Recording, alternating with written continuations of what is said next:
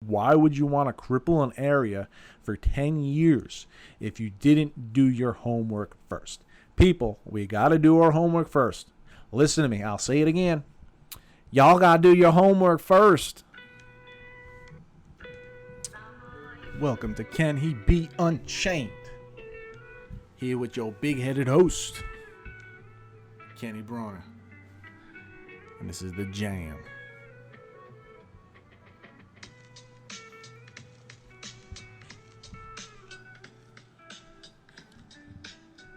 It's called Books of War by Omega Red, feat. MF Doom, and the RZA. Now this is like a dope-ass beat, but it doesn't really...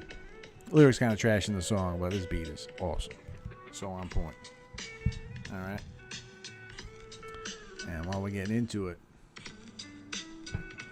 for this week, today is the 21st of July, 2020. We're still here, and we're still at it. Go Giants, even though who knows if we're even going to have an NFL season this year for sure. So there's a lot going on, right? There's a lot going on in this country right now. It's crazy, you know. I've been posing that it's unjustified violence out there, unjustified protests. That they just took this video of this guy with his knee, the cop's knee on the guy's neck, and they just took it to this whole other level. They're running on this like anti-American binge right now, tearing down statues. Portland is still under siege. There's still rioters and protesters going nuts in Portland. So something needs to get done. And somebody needs to start speaking truth to these people. Okay? They want to complain about this country left and right, up and down. But when you look at the statistics over time, things have been getting a lot better than they have been. That's for sure. We've improved over time. It's an improvement. Get in it. Get used to it. All right? We're not so bad. Most of this country is good. We're good people. There's a few people out there that could screw things up real quick, but you can't let the few ruin it for the many. All right, and you gotta keep it in mind because we've came a long way in 200 years. All right, even over the past 10 years.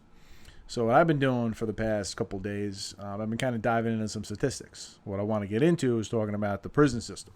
All right, because the prison system is like the last frontier when it comes to how the country's doing. You want to see how the prison systems are doing, how they're reflecting, if they're showing improvements over time, what it's saying, and what we're really going to see just from the numbers. Yeah, so we'll just dive right into it, okay? So when I was looking at these statistics, I was kind of weighing it out, seeing what they're saying, right? I wanted to look into also the First Step Act and see what that's doing, okay?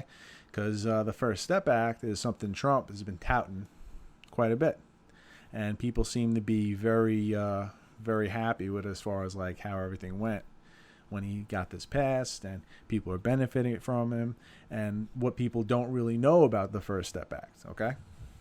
So one of the things the First Step Act does, it creates a new system to start looking at more statistics. In particular, you're looking at statistics. When I was finding it was like statistics as far as like marriage status, veteran status, like the whole nine. And the statistics I pulled up were geared toward the federal prison system, which you're going to have a lot less prisoners under the federal prison system than the states and the private prisons out there. So starting with that, right off the jump. Okay. So the First Step Act, 2018 is when they're first recording their data. Okay. So as far as like reflecting this to the craziness that's going on in the country, what we can pull from this data is certain things. We can kind of pull like which people are less likely to end up in prison, and maybe incentivize or talk about how if people went on that avenue instead of doing the typical what we do, we might be able to improve these numbers even more, which is good news because we want to improve these numbers. If we improve these numbers, it's going to show that we're doing a lot better as a country as a whole than we are, right? Or how people are feeling out there, right? And what's crazy about everything out there, they'll show you a video clip. All they got is this little video clip. You don't know what the guy did beforehand. You don't know what the guy did beforehand. You catch the clip as action is coming down on them. as they are being arrested, as they meet their fate, or whatever have you. So it's disingenuous, it's not honest, and everybody jumps at the first sight of a video and reacts. We need to slow down, people. We need to slow down and see what was really going on first. Okay? Protesting should have never happened for some people like Michael Brown, because he just robbed a store and then he was attacking a cop and then ended up dead. So that's number one. That's unjustified rioting. That's unjustified protesting. That is an action that hurts a lot of people, and a lot of these areas that are affected, it takes them over a decade to gain any sort of semblance back. So why would you want to cripple an area for 10 years if you didn't do your homework first? People, we got to do our homework first. Listen to me. I'll say it again. Y'all got to do your homework first. Y'all got to do it. All right? So get her done. So here's a little homework, okay? So first step back, okay? Started keeping track of some certain data. This is data directly from 2018, okay? So they're talking about marriage. Marriage as far as people that are in prison. So going off of those numbers, you can imagine, right?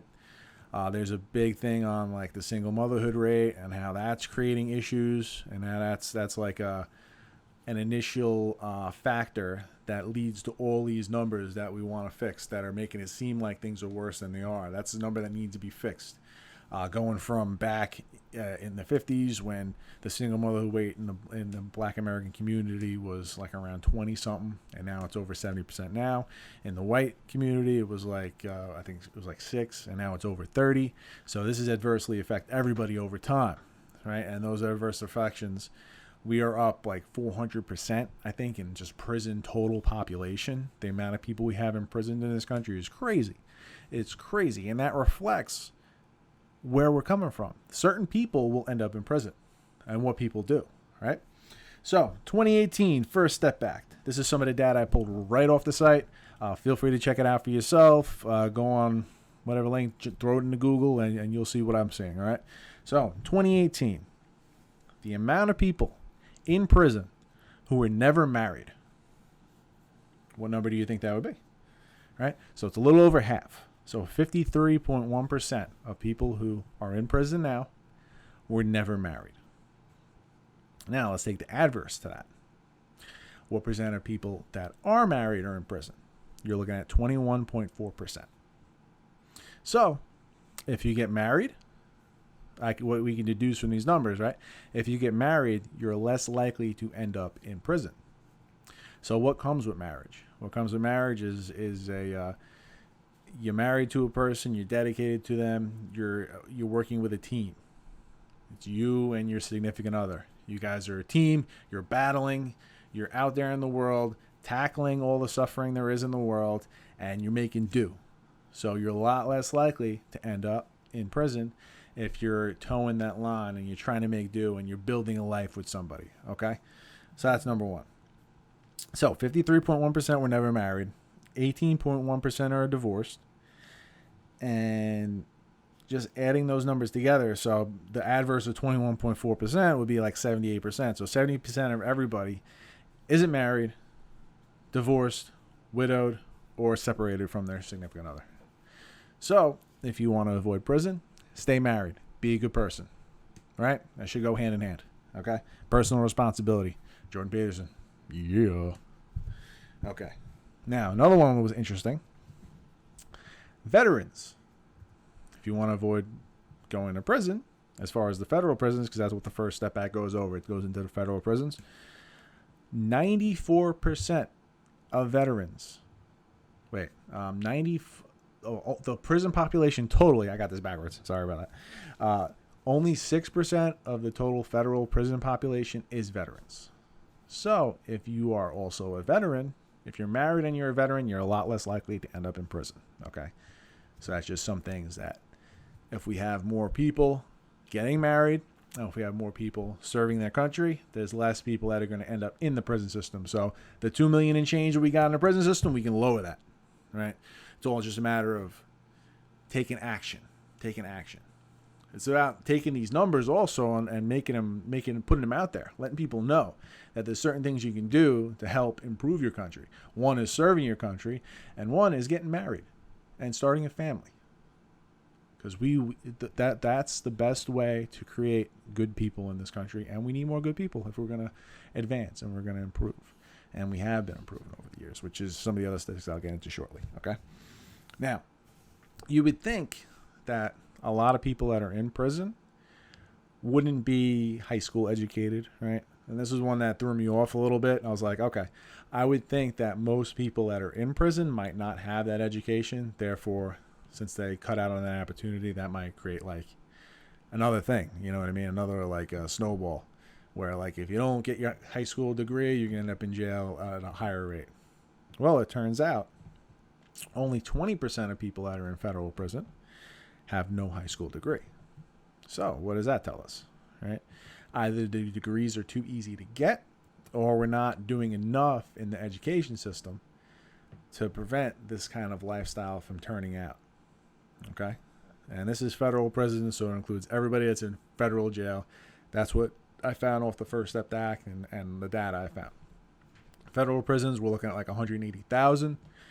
Between everything else, you're looking at 2 million and change. So it's still a decent sample size to go off of, but it was definitely something that was interesting, man. I was looking at it, I was like, what can we kind of build for this? I mean, because these statistics, it's one of the things we need to go over as a society. We need to go over all the statistics because the statistics shows what happens over time, and I found this very interesting. Now, another one that's highly alarming, right? Because a lot of people like to spin this narrative how illegal immigrants, they come into this country, they're better behaved than the citizens.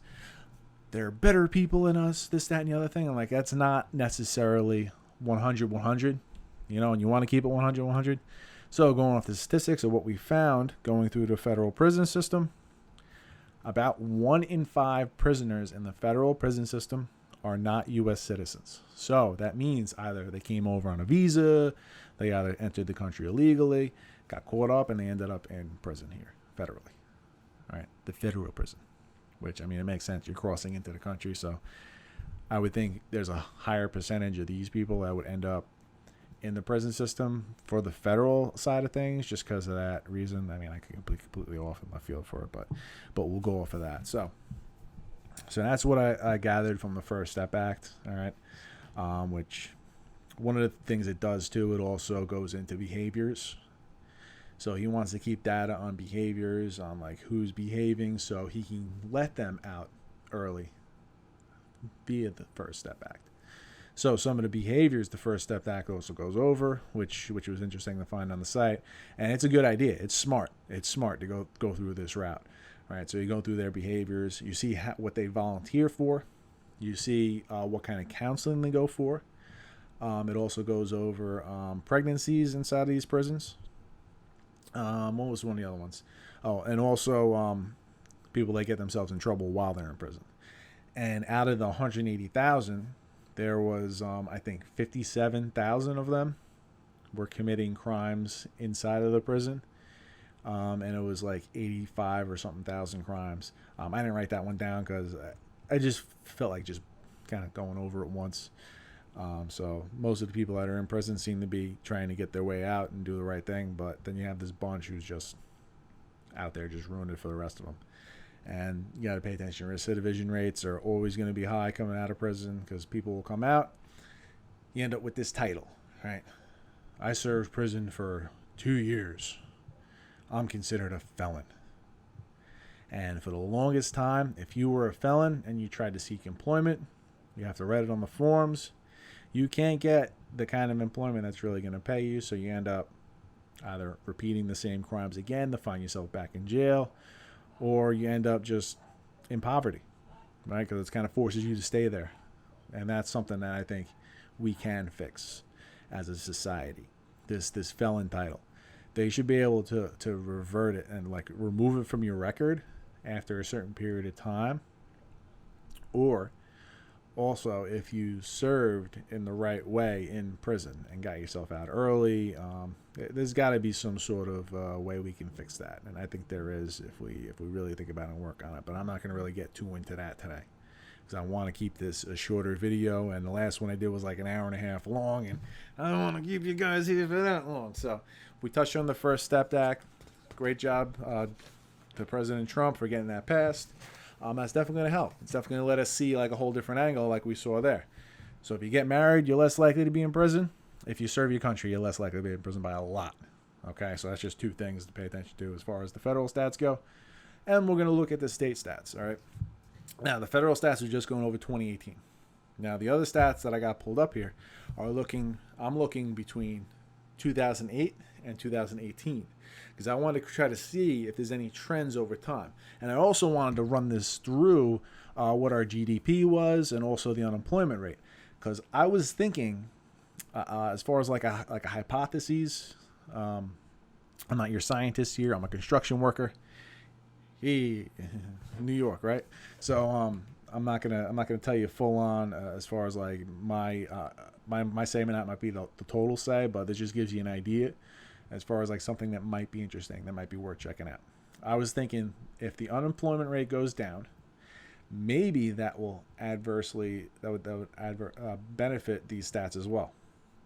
So I'm thinking the unemployment rate goes down, the incarceration rates go down. I'm thinking if the unemployment rate goes down and incarceration rates go down, and maybe that has some sort of effect, and it's something we should kind of pay attention to, because there are some statistics that I'm going to show you here that kind of spit in the face of all this supposed systemic racism, all this feeling of like ill will, especially with the like the Black Lives Matter trash movement or anything like that. And every time I say that, I'm going to throw up Black Greatness Matters, because I feel like that saying is hijacked Black Lives Matter, and I'm not about that. I'm not about a hijacked statement by a bunch of Marxists from a sexist, racist, anti-American organization that's trying to tear things down. I want to build things up. So Black Greatness Matters, and we need to pay attention to the great Black Americans we have in this country. There's plenty of them out there. You watch them every day on your TV. They made it happen. They took opportunity and ran with it. You can too. And that's why I'm doing a podcast too, because I want to try to get more out there, get more vocal, throw some of my ideas out there, start talking a little bit, and maybe try to build a little something extra for myself. Plus, I like to have my thoughts down and be able to reflect back and see how I improve over time, because it's all about progression over perfection. So that's what we're doing here. Okay. So to dive into it, right? So these are the prison statistics going from 2008 to 2018. So I basically, Bureau of Prison or Department of Justice Bureau of Prison Statistics, I just pulled out the whole PDF. I pulled the whole thing up and was kind of going into it. So from 2008 to 2018, prisoners dropped from 9%. Prisoners dropped 9% in 10 years in that time span. It's probably dropping more, but just to keep that in mind, right? So if prisoners are dropping, that means what? Less people are committing crimes to get put into court, to get sentenced. So that's a benefit. And this is why, like, I started looking at this. I was thinking this might have something to do with the unemployment rates. Don't hold me to it, but it's very possible. And if that's something that's affecting it in this light, then we were doing the right thing before this coronavirus thing hit. We were building in the right way. People were benefiting in all communities in the country. All right. The 2018 imprisonment rates is the lowest since 1996. So that's what, 24 years. Right, is that 24 years? I didn't do that math backwards. It's like, yeah, 24 years. It's the lowest it's been in 24 years, the imprisonment rates, which that's good. Less people in prison, better. We don't want to keep feeding these private prisons. We don't want to keep feeding these guys because like they get money off of inmates. So we want to keep people out of jail. And the less people that are in jail, the more people are probably doing a little bit better in their lives and people are improving. So that's something to look at. Now, the imprisonment rate, which is different than the prisoners is like a hard data. But the imprisonment rate itself has dropped over 15% between 2008 and 2018. And that's pretty huge to think about it. It's 15%. So that's like 15 out of every 100. 15 less people out of every 100 ending up in prison, which is very cool. And just in the past, between 2017 and 2018, it dropped 2%. So it just goes to show you, before that, it dropped 13% the other time. So it's very interesting. Now, here's some big alarming ones. A spit in the face of this systemic racism that everybody seems to be touting left and right. People that are so ignorant that they don't even think to look into any of this. They just repeat whatever's been told to them through their social media. They're repeating memes. They're repeating all this, right? And you shouldn't. You got to do a little research. If you see a meme, you got to check it out. Just like, is this legit? Do I have a good reason to be enraged right now? Do I have a good reason to feel the way I'm feeling? Because you're really not when you look at the statistics, okay? So between 2008 and 2018, the percentage prison population has dropped 28% for blacks. Was that the prison population? Let me just double check this real quick, because my handwriting is kind of off here. So I just want to be 100. So we're going to go back and check this out real quick, because I think I might be a little off here. All right, and I might have to come edit this out. All right, ready? So this is the imprisonment rate. The imprisonment rate between 2008 and 2018 has dropped 28% among blacks, 21% among Hispanics, and 13% among whites. So that is a huge gain for Black Americans and Hispanic Americans. That's a huge gain, right? There's that many less people imprisoned. The rate dropped that much. That's almost a third that the rate dropped in 10 years.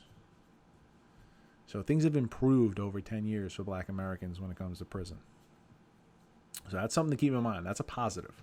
Everything out here isn't negative. Everything out here isn't just, everything's against you. Woe is me. Woe is me. Everybody's attacking me. There's no fucking LeBron James out here being hunted.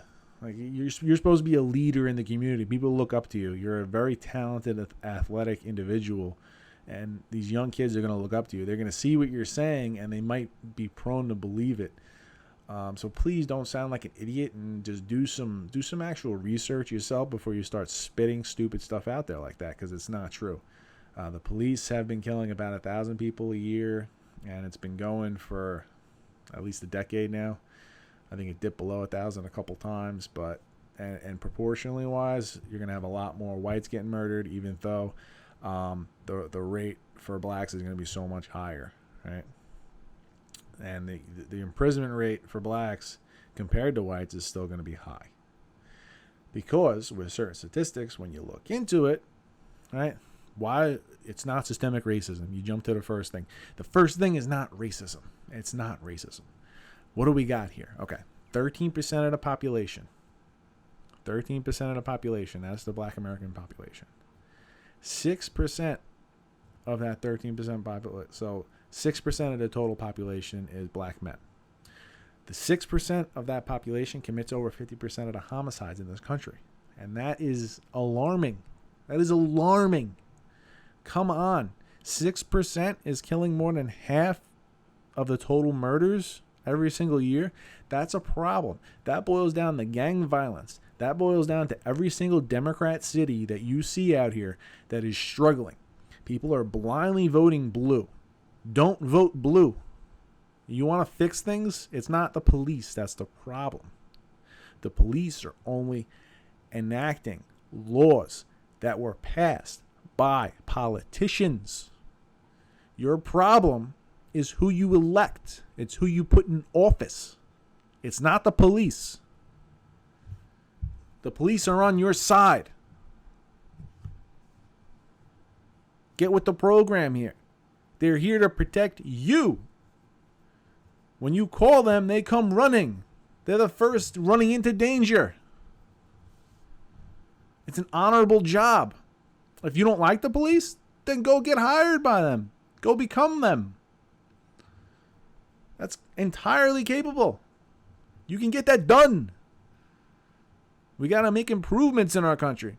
If you feel like you can be the one to make the improvement, then do it. Take personal responsibility. Become a leader in your community.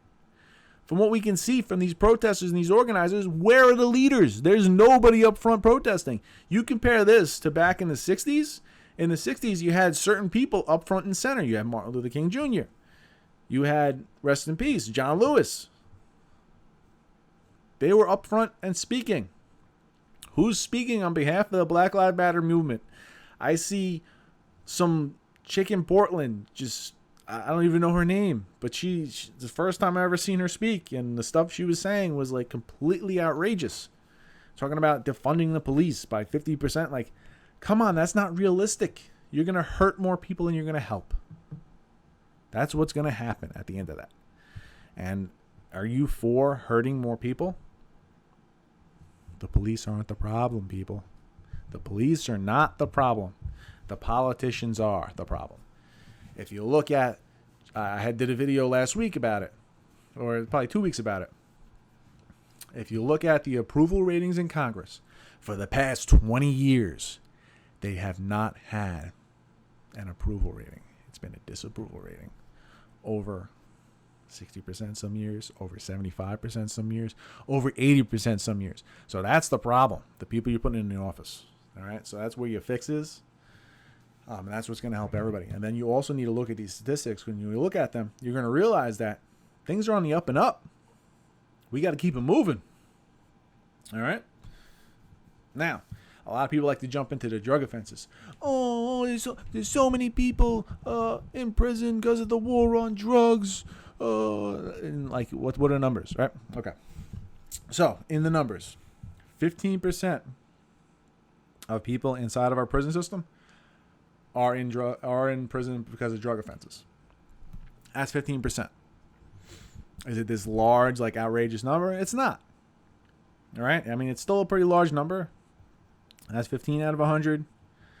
That's more than 1 in 10. Okay?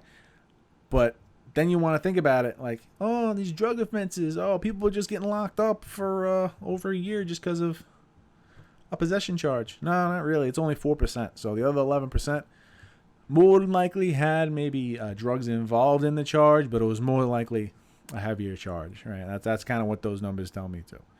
Okay, so 4% of the total prison population are in there for just possession charges. And the prison population, just to keep it clear, prison population, if you're going to be in prison, that means you're serving more than 1 year in prison.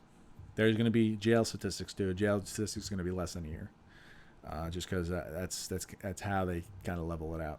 At least from what I remember from criminal justice when I went to college back in the day. That's at least what it was. I don't know if they changed it since then, but that's been my interpretation since. Okay. Now, here's some very alarming statistics. Okay. In 2008, the imprisonment rate for Black Americans was the lowest since 1989. The lowest since 1989. That's over 30 years. The rate dropped that much. So that's a huge improvement. If that's the lowest since then. All right? But still, people want to look at this number and try to build their systemic racism case. Blacks are 5.8%, 5.8 times more likely to end up in prison compared to whites. But if you think about statistics, if you think about the numbers, if 6% of the population is committing over half of the murders, that is going to tell you that, okay, if 6% is, obviously this is going to be a higher number than the whites, the white population in the country. Obviously, if you're committing more than half the murders, I mean, it only makes sense, right? I mean, I don't know if I'm like way out of here with it, but like that makes sense in my head. I don't know about you guys, but I mean, it kind of adds up. There's a reason why. It's not because you're black. It's because you're killing more than half the murders in the country. It's not because of your skin color either. It's because you're killing that many people. So, of course, you're going to be end up in prison serving a lot of time, a lot more likely than people who aren't killing half the people in the country. Right? Only makes sense. And these are statistics. You can look them up yourself. Feel free to prove me wrong. Throw it in the comments. I'm all for it. All right, I'm building here. I'm an open book. I'm gonna stay an open book, and my perspective today could change. It's entirely likely. We change throughout our entire lives. Okay. All right. So back on it now. Another thing I wanted to kind of leak into, right? Because we were talking about the First Step Back and how it was saying about 1 in 5 of that population were illegal immigrants, or therefore just non-U.S. citizens that ended up in the federal prison. But when it comes to the rest of the prisons, they say it's a little closer to the census. But I always leave this question out there. I mean, how many illegals do you think are actually honestly filling the census? Yeah, exactly, right? So they're saying 6.9%, which is how much of the population was considered like a non-U.S. citizen in the country. They had it at 6.9%. And the prison system kind of reflects that population for them. So it's 7.7%. So that's pretty close. That's pretty spot on, because you'd want to see the prison system kind of reflect the total population. We should see Black Americans at some point, since they're 13% of the population. Their prison system should reflect 13%. That's how they talk about like things being fair in this country and that there's something wrong, systemic racism. It's not systemic racism. All right, it's you get put in crime for what actions you take. You don't get put in crime because you're black. That's a total lie. So you can't believe that. You got to believe the actual statistics and what they tell you, because you're not getting locked up because you're black. You didn't get a murder charge because you're black. You got a murder charge because you murdered somebody. That's what it is. You didn't get a murder charge because you're black. You got a murder charge because you murdered somebody. Make sense? All right. We'll keep it moving. So now from this, since I started seeing that this might reflect the unemployment rate going down over the years, because since the past 10 years, the employment rate has dropped tremendously. Okay? So I was thinking, like, maybe this could have something to do with it. All right? So the one statistic we were going over, 1989, on how we had the lowest imprisonment rates for blacks since 1989. So that's 31 years. Or this is 2008, so this statistic's going to be 29. We'll just say 30 years just because it's a nice even number, but this is really 29 years. All right, so 30 years, we've had the lowest imprisonment rate for Black Americans in this country. 2018, the lowest rate in 30 years. Okay? Now, when you look at the statistics over time for unemployment, now for the total country unemployment rate, starting in 2008, because I'm going 2008 to 2018. So we went from 7.3% 2008, 9.9% 2009, 9.93% 2010, 8.5% 2011, 7.9% 2012, 6.7% 2013, 5.6% 2014, 5.0% 2017. This is where people started to tout like, oh, Obama did great at his accomplishments over this time. He's improved the economy, dropped the unemployment rate, pretty good, blah, blah, blah, this, that, and the other thing. But reflecting that, right? 2008, 7.3 unemployment rate. The GDP rate, 0.1. Yeah, exactly. So what you'll see here when you're looking at the GDP rate when compared to the actual year, that Obama's entire term, it was like rocky roads, man. It was going rough. So 2008, we had a 0.1 GDP rate and a 7.3% unemployment rate. 2009, we had a 9.9 unemployment rate, so it went up tremendously. But the GDP rate went up too. It went to 2.7. And then it dropped back down, 9.3 unemployment, 1.5 GDP. Unemployment dropped a little more, 8.5 to a 3.0 GDP, which is higher than Trump hasn't had a 3.0 yet. So people that are like pushing the Obama economy, like this was the best time, but it was like 0.1, 2.7, 0.5, 3.0, and then next year 1.7. So like it was bouncing around. But this is where it looks like, okay, because his last couple of years before he got out, the GDP is just dropping, like not free fall, but it's just ticking downwards, right? The unemployment rate went down too, so yeah.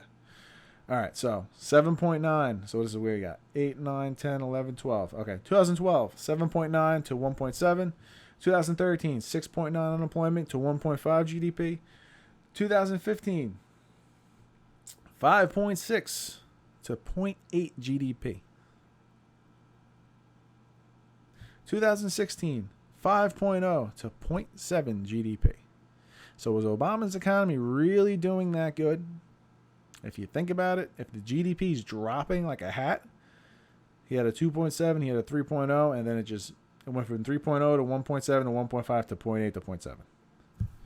Right, and then Trump gets into the office, and it dropped a little bit to 4.7, and GDP bounced back up to 2.1. The next year, 4.1, so unemployment dropped even more. GDP rate stayed about the same, 2.1. And then last to 2018, unemployment rate 3.9, GDP rate 1.9.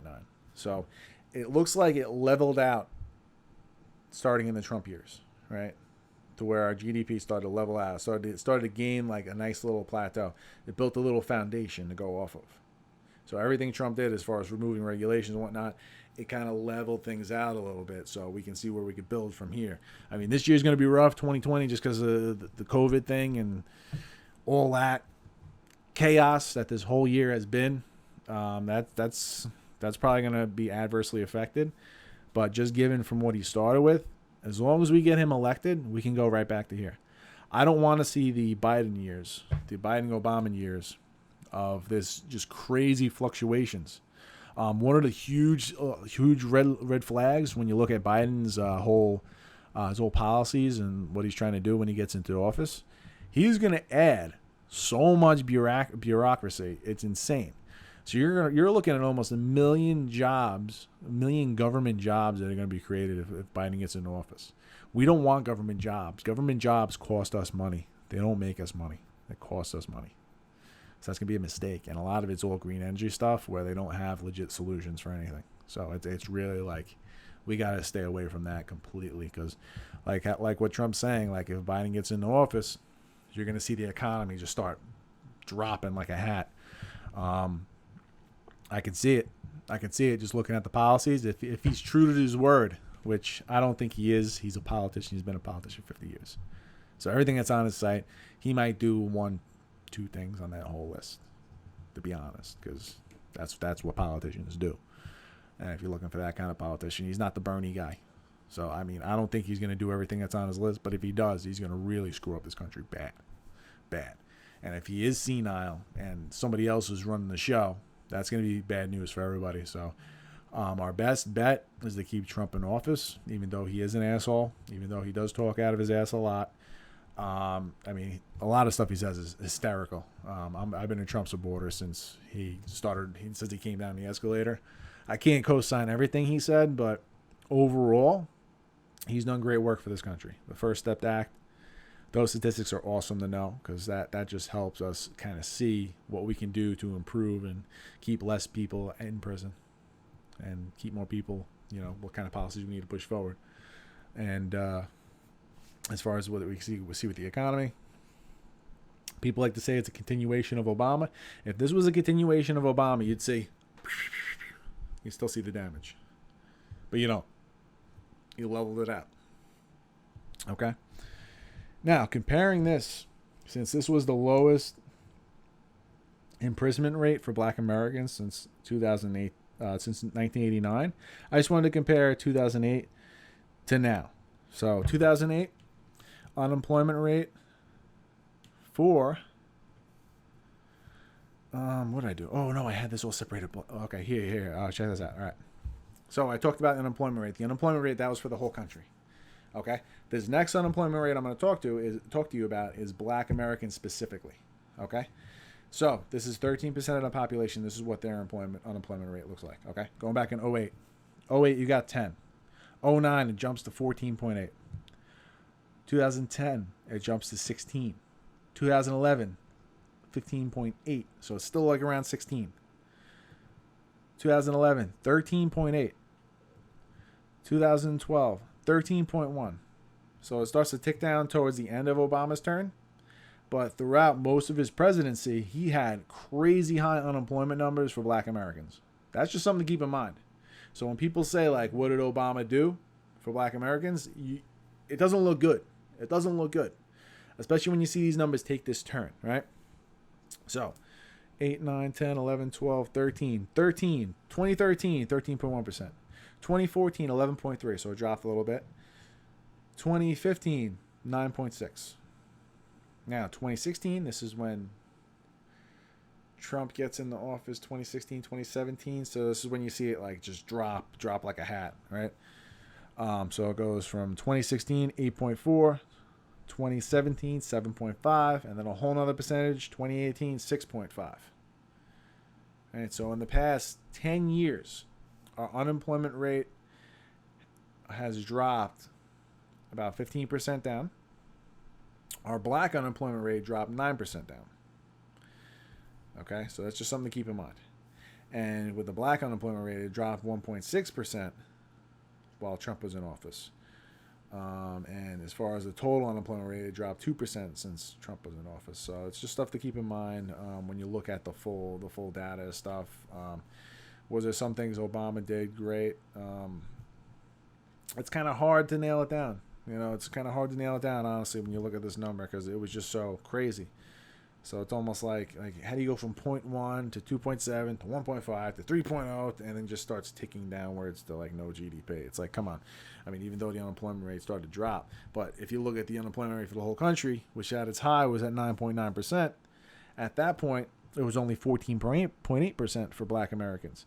So the unemployment rate started dropping over this 4-year span and then went up for black Americans. So what did Obama really do for black America?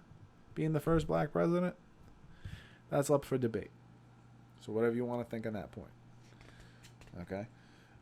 I just thought this was really cool to go over when I was looking at this. And I was kind of thinking, like, does prison stats, can they kind of reflect this unemployment rate? So if they're telling us that it went down 28%, if they're telling us it went down 28% in 10 years for black Americans as far as the incarceration rate, and then you see the unemployment rate drop, well, it built up to like 16.1, but then dropped to 6.5. So that dropped 10% as the 28% dropped. So I'm thinking, like, if the economy improves and we have more people working, less people are going to get incarcerated, less people are going to get entanglements with cops. You're going to be too tired when you work a nice 8 to 10 hour day. You end up shot. I worked, 12 hours today, and this is like 10 o'clock at night on July 21st. So I've been up since 4:30 in the morning. Like, I'm usually supposed to be in bed right now, so I'm shot. But it's just when you have a family, you got dependents. You got people that depend on you. You're less likely to go out there and start committing crimes. It's the statistics show. Okay, the statistics show. If you're married people only make up 20% of the federal prisons. About. If you serve your country, they only make out 6% of the federal prisons. About. So those are two things you can do to make your life impactful. That's kind of what I wanted to boil out of this, right? The things you can do. Personal responsibility. Because each of us are individuals. It's not, I'm not my skin color. I'm not my big fucking head. I'm not this nose that just sticks out almost poking the camera in the face. I'm not a Giants fan. I mean, even though I am, I'm not. That's not all that encompasses me. I am my actions. I am what I do every single day. If I take personal responsibility and want to benefit the planet, benefit my country, then I have to take certain steps to lead in that light. I need to stay out of interactions with the law. I need to not do things illegal. And I need to try to benefit people as I go along. You know, the more people that I come into contact with and the more people that I help, I'm in turn helping myself. So you got to be a good citizen. You got to be a good person first. If you're a good person, you're less likely to end up in jail. If you're a good person, you're more likely to keep your marriage. If you're a good person, you're less likely to get into entanglements with the law. Okay, so be a good person first. Have a sense of morality. Live by certain virtues. That's why religion is so important. You know, I mean, I'm not very highly religious myself. I couldn't tell you. I mean, I know some of the stories in the Bible, but I got kicked out of confirmation class in a Methodist church. Just put it that way, okay? I was too analytical, and I just broke everything down for this, that, and the other thing, and it didn't benefit me. All right, when I was in my early 20s, I was a drug addict. I got into a lot of trouble with the law at that time. I mean, I only spent like 4 or 5 days in jail, but still, I spent those days in jail withdrawing from a pretty bad addiction. So like I know where I came from, and I know where I can go from now. As far as the 13th, that was 10 years. July 13th, that made it 10 years since I was messing around with all that. So that's pretty cool. It's a pretty cool accomplishment. And I'm doing these videos because I want to be able to benefit the world. I want to be able to reflect back. I want to be able to look back on these videos, see where my ideas were. I want to be able to help people any way I can. So, spitting in the narrative, all right? Black lives do matter. The Black Lives Matter organization is trash. So black greatness matters. And if you're going to be great, if you're going to be a great person, if you're going to avoid jail, get married, serve your country. Those two are no-brainers. 6% of the federal prison system is veterans. So if you're a veteran, you're doing right. You're doing good. If you're married, you're doing right. You're doing good. And if you're married and you're bringing up a kid, he's a lot less likely to end up in the prison system too. A lot less likely. So be a good person. Be a good dad. Treat people well. And this is the first time I'm going to do a little shout out. This is Kenny B Unchained. Feel free to subscribe. Definitely subscribe. Shoot me your thoughts. Feel free to put anything in the comments. Like I said, I'm an open book. I'm just out here to really just, try to help people out, So Kenny B Unchained, the saying I was working on, which I think might work. Kenny B Unchained. Can you be unchained? Can you? Think about it. All the thoughts you have, are they real? Are they spot on? Or can you gain new perspective to help you lead a better life tomorrow? So can you be unchained? Can you break the chains that are your thoughts, that are your perspective? Can you break the chains of the thoughts that you believe is reality when they might not be reality? Can you open your mind? Can you stay open-minded? Bigotry is no bueno. We don't want bigots in the world. We want people that are able to actually have the conversations. We want people that are actually able to look at the statistics. We want people that are actually able to paint the picture. You want to be able to see the whole nine. You want to be able to have everything come full forward. You want to make sure you're doing the right thing. You want to make sure that you're benefiting the community. All right? And we'll leave you at that. All right? So peace out, guys. I'm going to put a little song on for you guys to end it. I've been going with hip-hop straight through with the other two songs. This next song I'm going to play is a very interesting song. It's called 16. It's by Highly Suspect, which I jam out to quite a few of their music. Quite a few of their music. That sounds ridiculous. But I jam out to quite a few of their songs. They're a very good band. And this song, 16, it's a very interesting story. So I'll leave you at that. Feel free to enjoy it. Highly Suspect, 16, and any of the videos I put on here, I own no rights to them. I don't care if it gets demonetized as far as the whole video is concerned, because it's just I like to share my music too. So this is what I jam to. So feel free if you like it. Feel free. If you like what you're hearing here and you like seeing my big head on the screen, if you want to hear more videos, subscribe. Feel free to like this video, and we'll see if we can build this up. I want to start editing these things out and putting some more fun stuff on the screen. Maybe post up a couple videos on the corner and stuff like that. I'm still trying to figure out how to do that. But we'll get there. All right. So here's 16, Highly Suspect. Be Unchained. We're out.